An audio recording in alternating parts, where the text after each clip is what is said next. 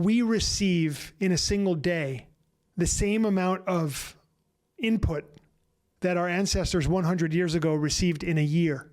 And the human brain, it takes a while for us to evolve to be able to handle different situations. I don't think we've caught up with this. So it's lending to people's sense of being unfocused, scattered. We are not building the capacity for focus and concentration. Why is that relevant? Why does that even matter? Because anything that you desire to create and manifest in physical reality requires your focus and your concentration, including positive relationships, health and wellness in the body, and emotional and energetic planes, spiritual connection. The fact that not only are we not prioritizing focus and concentration, but we're actually engaged in something that's destroying it. Now that is an epic concern for me.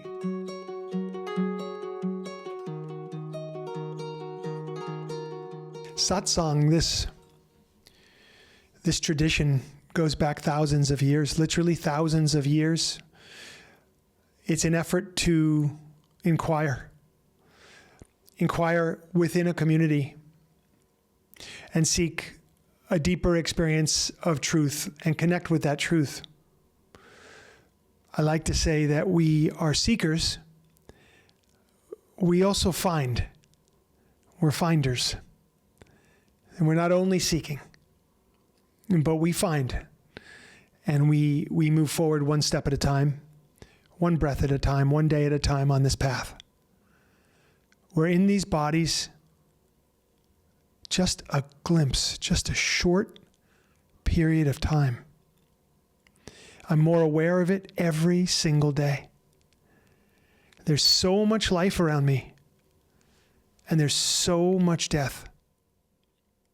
And it's not bad. It just is. So we're here, and one great inquiry for all of us is, if there was nothing blocking you, and if you weren't blocking you, what would you do with the rest of your time on this planet, in this body? A good inquiry for us all. Each time we gather in this way, someone in the group begins with a question that's rising up from their heart, something that's on your mind. It could have come to you in your life, or it could have come to you in a dream, something you've been working with. In asking a question and bringing an inquiry to the circle, everyone in the circle benefits because we're all part of the same experience. Really, there's no gender here, there's no color here, there's no religion here, there's no race here, there's no creed here. It's all one.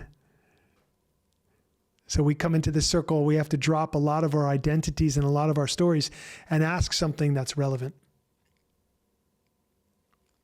So, who has something on their mind? Who is carrying something in their heart? Okay. I see Reno here. Hey, Tommy. Hey, Reno.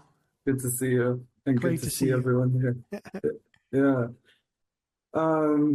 Well, so I'll start by saying I just signed up for the 7-day free trial, the membership trial, but I've been in the community and on the meetings for I think it's been a couple of years now, actually. And more consistently this last year, I've been 8 months alcohol free.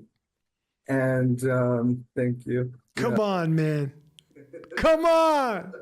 It's incredible. Yeah. Wow.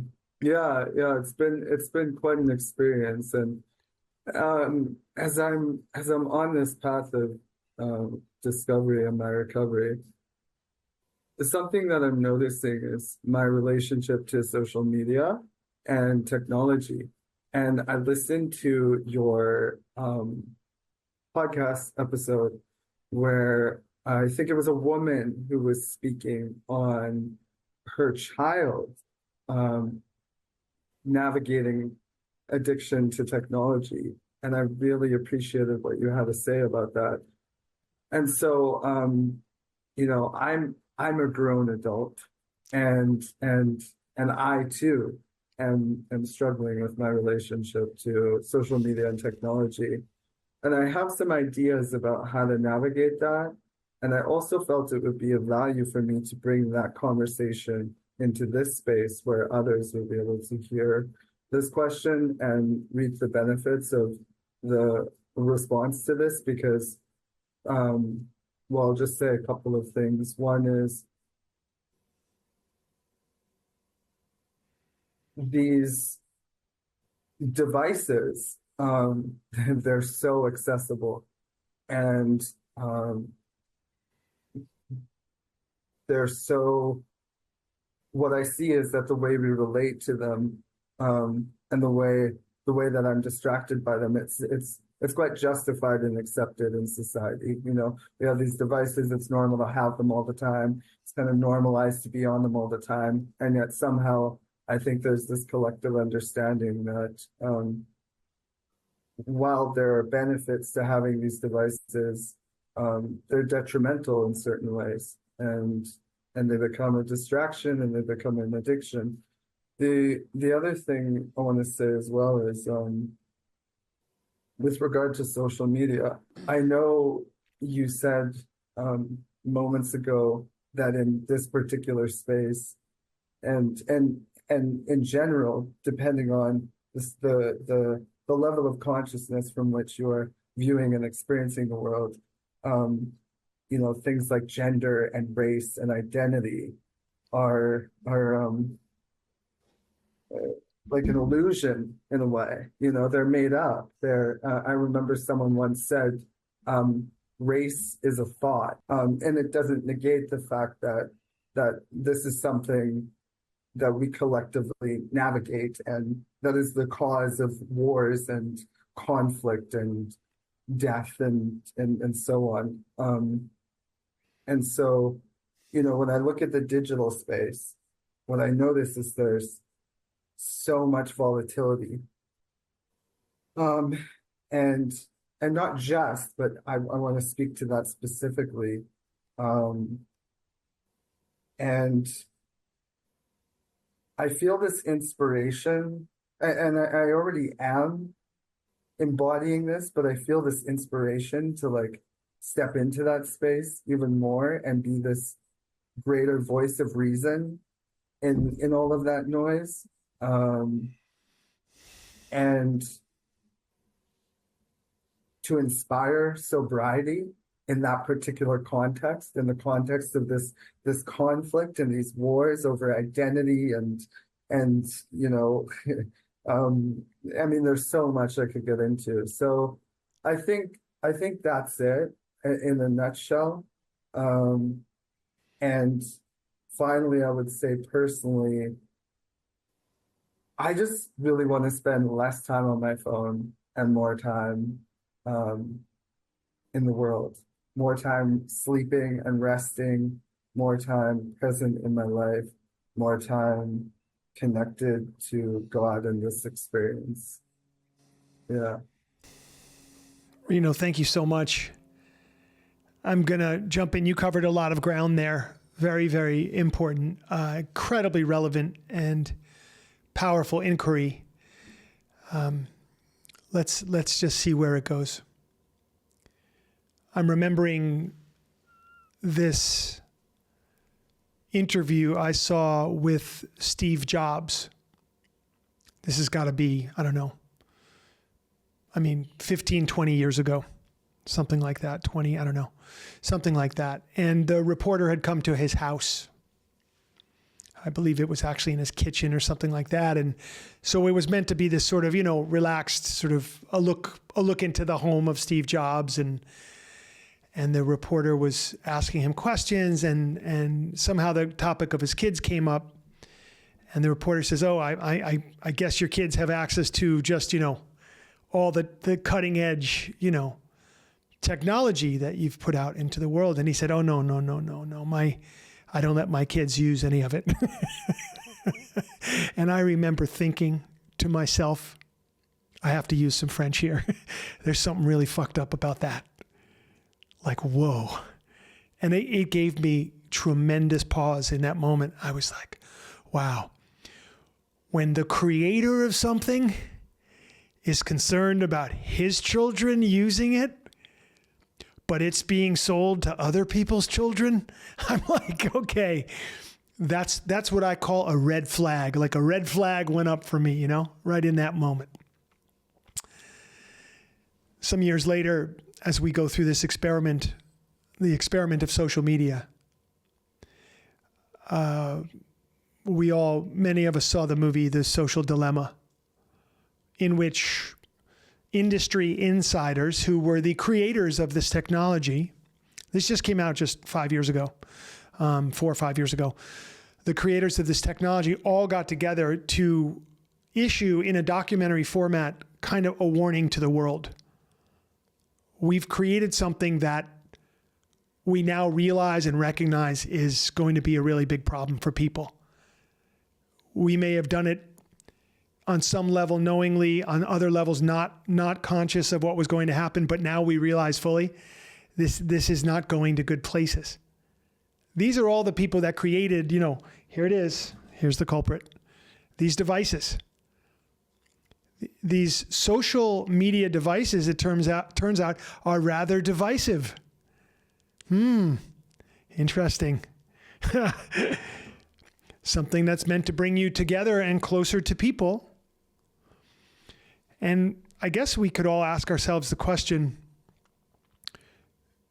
do you feel in your heart that all things considered in this experiment, that the creation, the birth of social media has been ultimately a positive thing for people and for the planet, or not? Because clearly there have been some positive uses. There have been ways that people have connected or found each other or met each other when that wouldn't have happened otherwise. Clearly we've been able to access certain concepts, ideas, and positive, uplifting and educational and spiritual and inspiring content, transformational in a positive direction. There have been some good things that have taken place as a result of this technology. I don't mean to make it black and white, but it is an interesting inquiry, and I bet we may all have different opinions about that. If the sum total impact on the planet and on humanity has been positive or not since through the creation of social media. And of course, it's an unfolding experiment. Even now, things are taking place that just a few years ago were still science fiction. And of course, we're creating the stuff of science fiction more and more quickly. Like with every year, something new shows up that just a year ago was unthinkable. Like it's happening so unbelievably fast. From a physiology standpoint, a human physiology, brain, nervous system, what actually are we able to handle? There's scientific proof behind the idea that we can only actually manage at the absolute top end. We can only really know 150 people in our life. That's like what we can handle. There's a lot of evidence around this.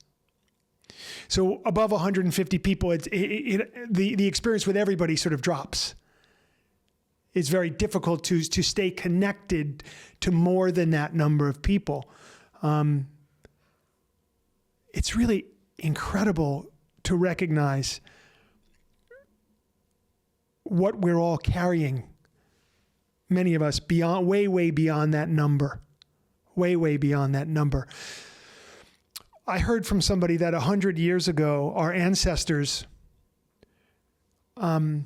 we receive in a single day the same amount of input that our ancestors 100 years ago received in a year. That we're receiving 365 times, give or take, the amount of information that they used to in a single, we're getting that every day. And the human brain, it takes a while for us to evolve to be able to handle different situations. I don't think we've caught up with this. So it's lending to people's sense of being unfocused, scattered. We are not building the capacity for focus and concentration. Why is that relevant? Why does that even matter? Because anything that you desire to create and manifest in physical reality requires your focus and your concentration, including positive relationships, health and wellness in the body and emotional and energetic planes, spiritual connection. The fact that not only are we not prioritizing focus and concentration, but we're actually engaged in something that's destroying it. Now that is an epic concern for me, for all of us, especially for the generations that are coming up behind me. The two or maybe now even third generation coming up behind me, getting born in the next few years. I grew up in a time, I consider myself so fortunate to have grown up in a time where there was no computers, there were no pagers, there were no cell phones. You had radio, you had television, yes. And I certainly addictively consumed television throughout my entire childhood, and it put a hurting on me. That means that now, 50 years later, I'm 56, 50 years later, give or take from my childhood, I have to be mindful of the television channel that never stops, that offers anything I want at any time. And you know who I worry about in our community? And I mean this with all respect. I worry about the sex addicts. I worry about the people who are struggling around pornography. Because now your drug of choice is available literally all the time, 24 hours a day, no matter where you are. How can you get away? If you're in the frequency of addiction with that particular addiction, wow. But of course, it doesn't stop there with sex and pornography. It's gambling, and you can find anything you want. You can get tripped up in anything you want, and then you can just get tripped up in the medium itself, which is what you're asking about, the addictive nature of the thing itself. I remember seeing a movie in the 90s. Incredibly powerful film. I highly recommend everybody watch it. It's strange. It's a strange film. It's called Until the End of the World. And in this movie, it's William Hurt is in it. And in the film,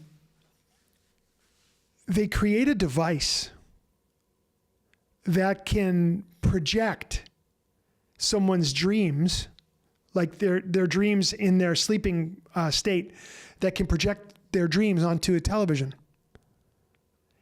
And in the film, it becomes like the single most addictive thing that for some reason psychologically people can't stop watching their own dreams. Like it becomes so unbelievably addictive. Can I tell you that I just read an article the other day about somebody created this actual device? For real now? That we're starting to take thoughts and dreams and concepts and ideas and be able to project it onto a screen. So I just thought, I'm not making any connection like that'll become the most addictive thing ever. I'm just saying, I can't believe that this is where it's heading now. I was just in Yosemite National Park. What can I say?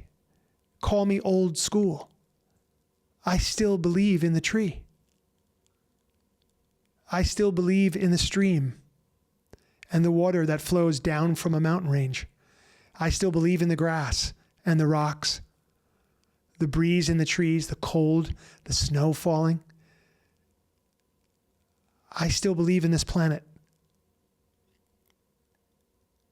I haven't left it. Maybe that's because I was born in 1967. Some of you here are older than me, so you remember a time when we didn't have these devices.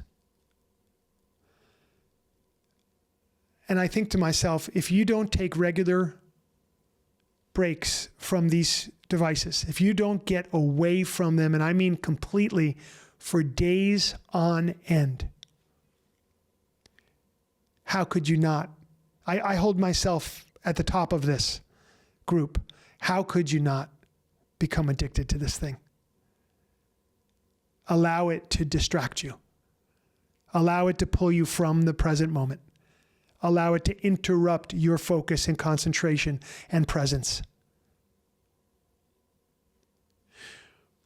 How many times in the last, especially 7 years, I'd say this is for me, 7, 8, 9 years, that has really started to like advance in my own personal use of these phones through business and everything else that we do. How many times have I looked at my wife or she looked at me and said, hey, be with me. Be with me. I'm here. Now I can tell you that in my heart, I don't want to be anywhere else. I don't want to be anywhere else but with her or with whomever I'm with. Can you all imagine? Can you imagine? Hang on, guys. Hang on, be right with you. You know what I mean? Can you, like even this sacred satsang, it's like, it becomes so normalized that we all start, I look at half of you are like doing the thing. I mean, no, I just want to be here. I just want to be here. That's all it is. And when I find myself not here, I find that it hurts me. And I feel the pain of it right away. And when my wife looks at me or anybody looks at me and says, hey, be here with me. It may be that legitimately I have to make a phone call or I have to do a thing or I'm in the middle of a deadline or whatever it is. That can be happening. But much, much more than those things are happening, there's just that trailing off of focus, trailing off of presence. And it isn't good. Now, as a yogi, I can step back from all this. And first of all, I know I don't shame myself. I don't feel ashamed. I'm watching the pull. I'm watching my behavior. I'm watching everybody else's behavior. I'm watching what's going on. And I'm seeing this doesn't seem to be leading to good places. Now, what's very interesting, and maybe some of you guys will be interested to know, that I talk about this very thing every day with my Recovery 2.0 colleagues. And I say things like, I do not want to be remembered as the person who brought people online. I don't want that. It's okay for me. I'm really good with meeting once a week like this. I'm good with Monday Night Live. Great. I get it. But I don't want to create technological ways to convince you that you should be spending more time online. So it's very, very relevant for us in the creation of whatever we're going to be creating in the future for Recovery 2.0, because I can tell you that I know it's about community. And, here are the arguments. It's like, yes, I'm like, let's get into a room together. People are like, well, you can't get in a room with everybody. I'm like, well, let's empower people to get in a room with themselves. Good idea. Okay, well, you're going to need the web to do that, because that's where everybody is. And that's how you'll reach them. And it really, oh my God, I personally really, really struggle around this, which is why for me, getting people into a room, hugging you and us holding each other energetically in the space is where the most powerful things still happen. Now it's no question. For me, this is very powerful. I love satsang. I love these Thursday nights. I truly, sincerely do. I love to be here, and I trust you do too, because you're here. And hopefully you get a lot out of it. Understand, though, my heart longs to connect with you. I'm not joking. I'm not here as I'm shoulder to shoulder with you. My preference would be that we all live together in a place. You understand? Like we would call that a commune or an ashram. At least we spend months together. And guess what? We have digital detoxes there. And hey, Reno, I'll meet you at the smoothie bar 8 o'clock in the morning, right after our morning sadhana. How's that? Right after we do I'll meet you at the smoothie bar. That's how I want to be. I don't want, But I also understand that it's a big world. And I also understand that people are suffering very badly.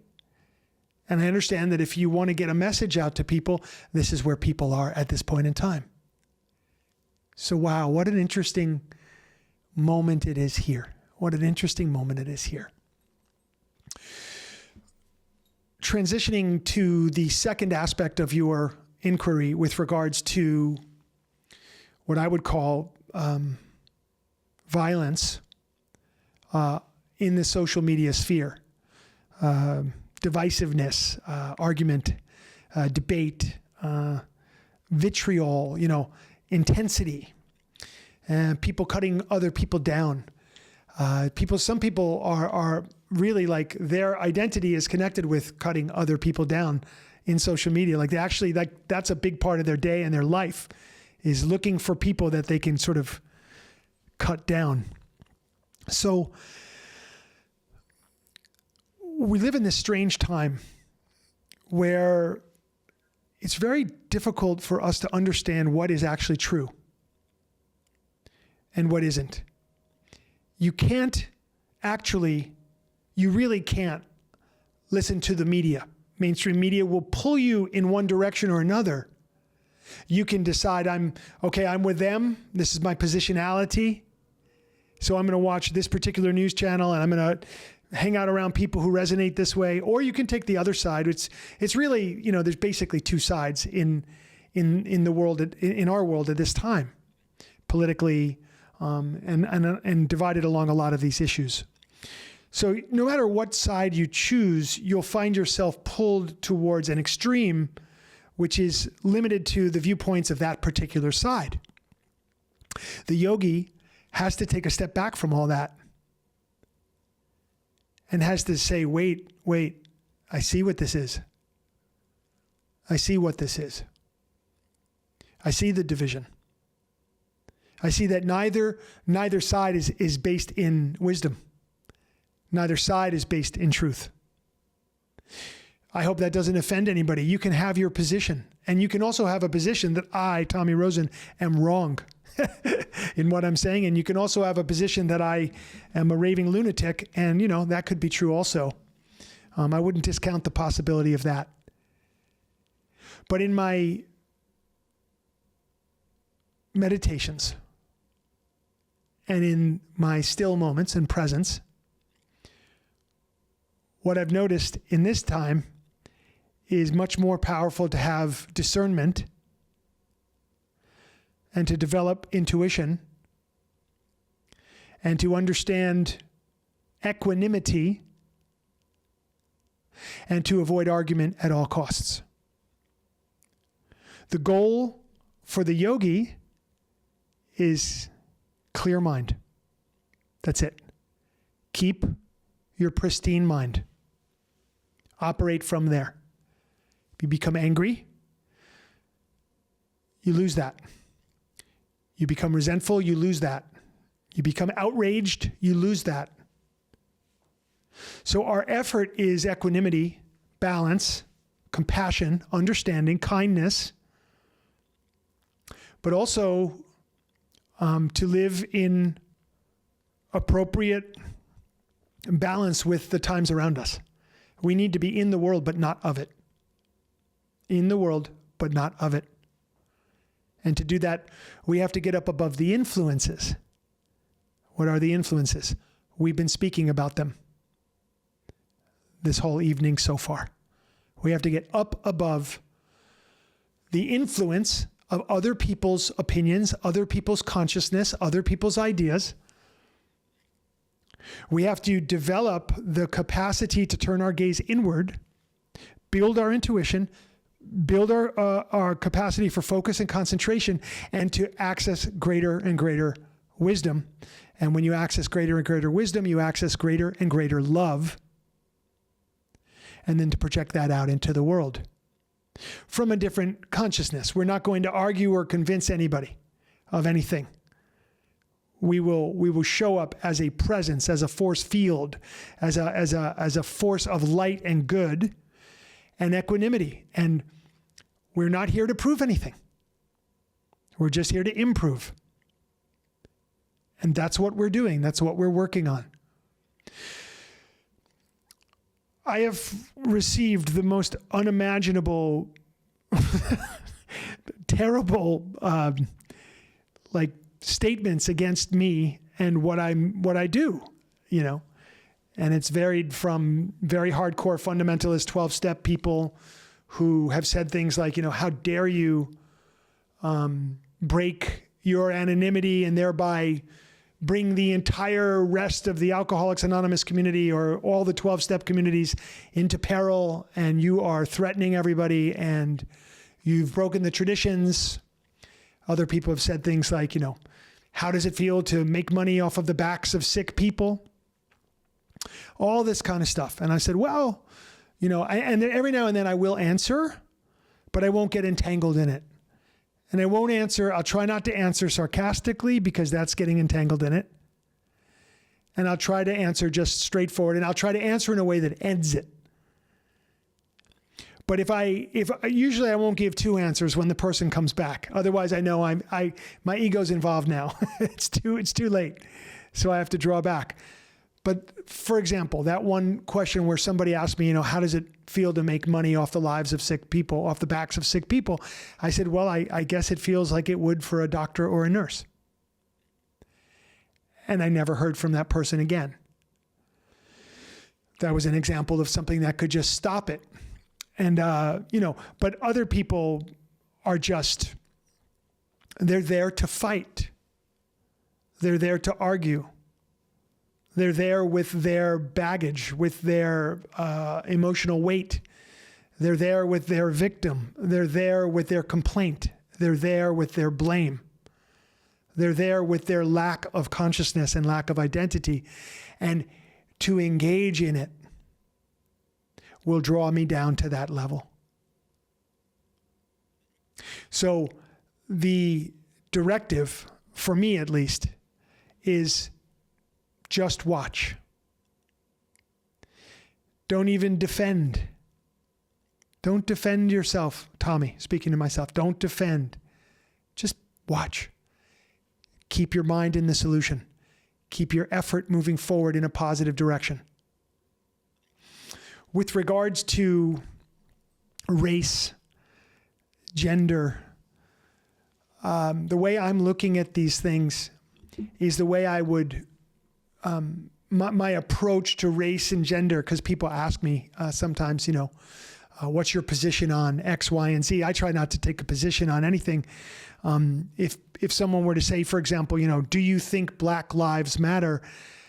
I would look at them and be like, are you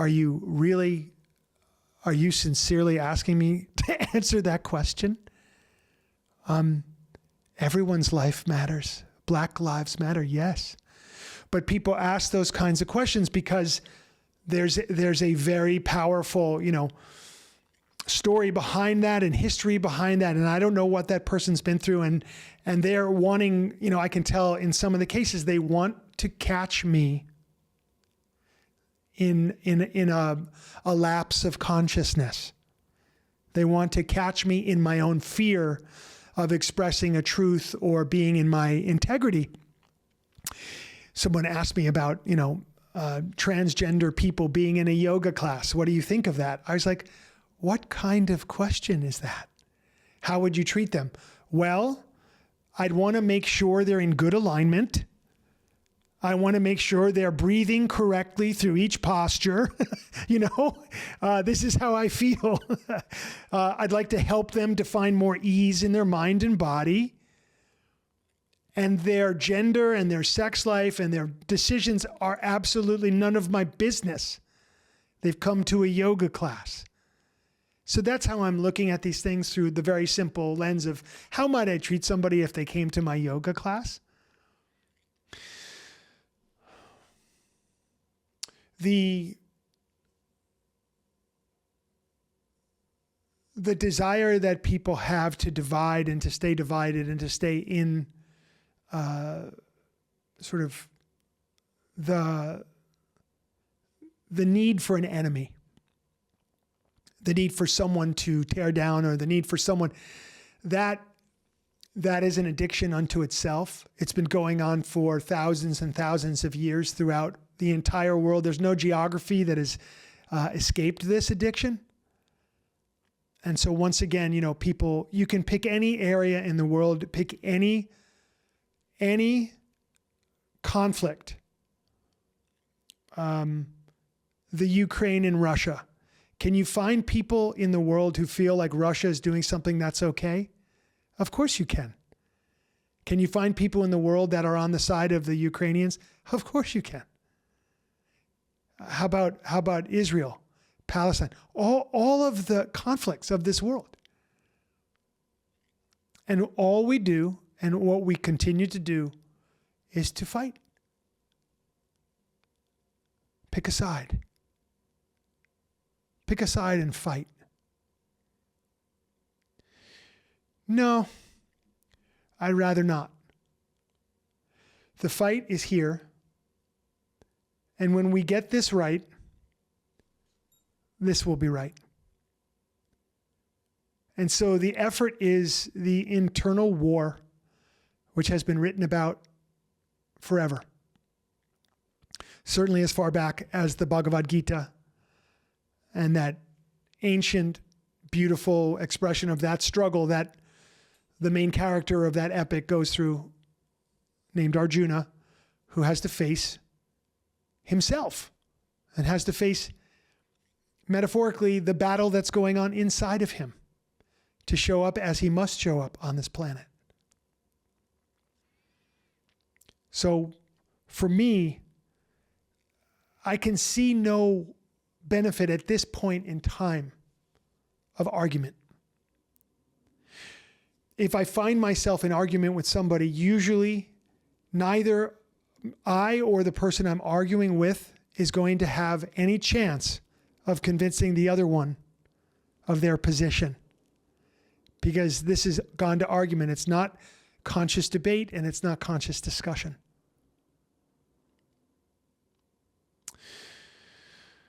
So, honestly, there's so much more to discuss here. I want to open up. I just want to come back to you, Reno, and just say, what comes up for you as you hear me exploring in these ways? Thank you. Yeah, thank you.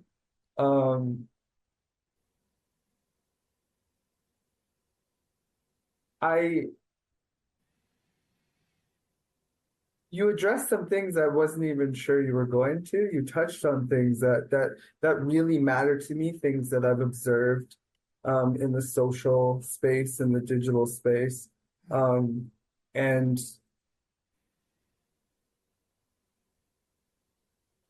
you spoke to observations that I had myself. You spoke to insights that I had around what's happening in these spaces and how to navigate it consciously. And so I really appreciate that. And I also understand that, it's a nuanced conversation in a lot of ways. And there's so many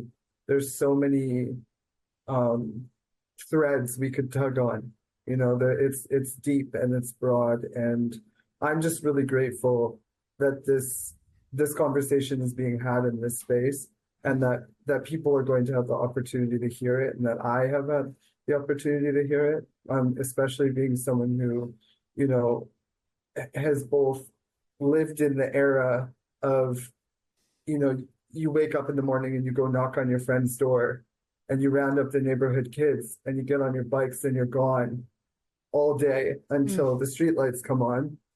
And that's your sign to come home. No cell phones, and then to also grow up in a period where the internet emerged, and so did cell phones and iPhones and VR and all of this other technology, And so it's really interesting. And I find myself feeling this nostalgia for some of these simpler times where, we just went and knocked on Buddy's door, rounded up a group of people and said, let's go on an adventure today, and there were no phones to distract you, right? It was just you, your buds, nature, and the world was your oyster, your playground. I love that. I love that. And my wish is to not only return to that myself, but as you mentioned, and I love that you spoke to this, to be someone who invites people offline and into the world, into connection, into community, into real world experience here. Yeah. And we had video games and stuff too, for sure, right? But we were out and about. And I guess one other thing I'll say is I had this vision of being this person who, if I found myself in the digital space engaging, it was almost like I was sort of this light bearer or like a Pied Piper. So I'd kind of go in and create whatever would move people offline. So I'd hold up a light and go, okay, you see me, follow me. Let's get offline. Let's go play in the woods or, gather in my home or whatever, Well, here's a real thing. We're conceiving of what we're internally calling a jubilee. And the Jubilee is a place that we will all get together once a year, at least once a year. And we imagine that we want to do it on the 21st of September, because that's the equinox, the fall equinox. And equinox being a time of balance, we think that'd be good for our community of people to connect in a balance point during the year where we could all get together. And I don't know what that looks like, where it is, but some beautiful setting where a couple hundred of us could meet. I just think it's so important. So I really want to manifest that. And of course, all it really needs is just the right place and the right, I don't know if it's a hotel, the right kind of environment, but where a couple hundred people could come at least. Thank you so much for being here. So grateful.